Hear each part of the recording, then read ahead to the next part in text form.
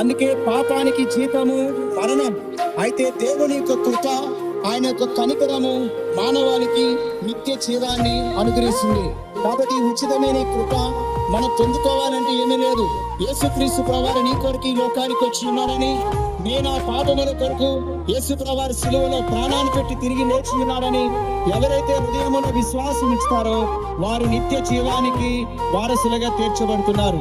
యేసు రక్తము ప్రతి పాపము నుండి కూడా మనల్ని పవిత్రునిగా చేస్తుంది. కాబట్టి ప్రియులారా, యేసుక్రీస్తు ప్రభువారి యందు ఎవరైతే విశ్వాసము కలిగి ఉంటారో వారికి శాంతి కలుగుతుంది, వారికి సమాధానము కలుగుతుంది.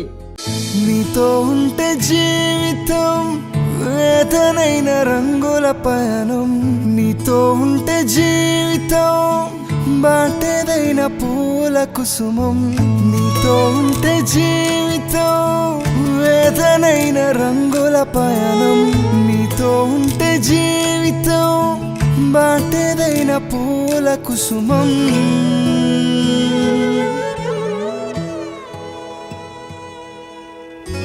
నువ్వే నా ప్రాణాధారము,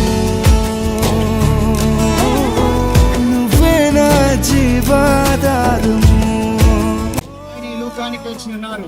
యేసుక్రీస్తు ప్రభువారి యందు ఎవరైతే విశ్వాసము కలిగి ఉంటారో వారందరూ కూడా నిత్య రాజ్యానికి వారసులుగా తీర్చబడుతున్నారు. ప్రియులారా, నువ్వే నా జీవాధారము.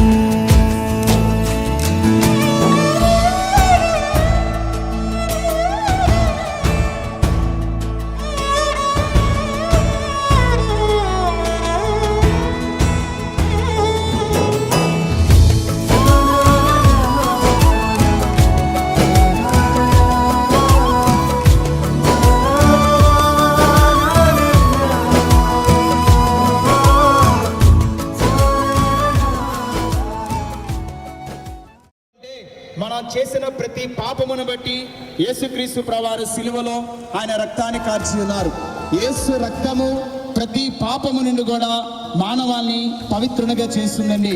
మానవాళికి శాంతి లేక, సమాధానం లేక, నెమ్మది లేక ఎంతో మంది ఆత్మహత్యలు చేసుకుంటున్నారు. ఎందుకు దానికి కారణం అంటే మనిషిలో పాపము మనిషికి శాంతి లేక, సమాధానం లేకుండా చేస్తుంది. అందుకే ప్రభువైన యేసుక్రీస్తు ప్రభువారు ఈ లోకానికి వచ్చి మానవులందరి కొరకు ఆయన సిలువలో తన రక్తాన్ని కాల్చి ప్రాణాన్ని పెట్టి ఉన్నారు. యేసుక్రీస్తు ప్రభువారి యందు ఎవరైతే విశ్వాసము కలిగి ఉంటారో వారందరి పాపములు కూడా దేవుడు క్షమిస్తున్నాడు. ఎంతో నా బ్రతుకే